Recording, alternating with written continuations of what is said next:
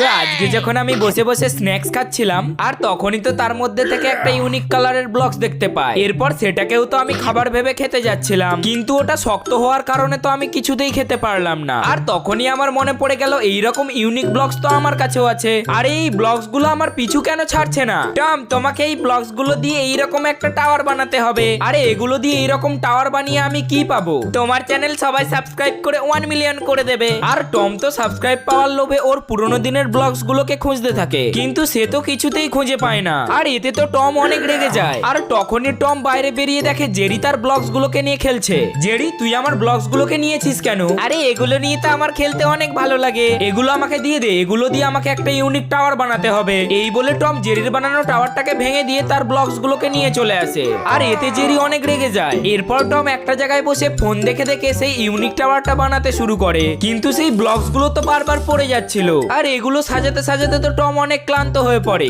যেমন করে হোক এগুলো আমাকে সাজাতেই হবে 1 মিলিয়ন সাবস্ক্রাইব করার জন্য। এরপর টম আবার এনার্জি ড্রিঙ্ক খেয়ে ইউনিক টাওয়ার বানাতে শুরু করে। আমার ইউনিক টাওয়ারটা দেখতে গেলে চ্যানেলটাকে সাবস্ক্রাইব করে আমার সাথেই থাকতে হবে।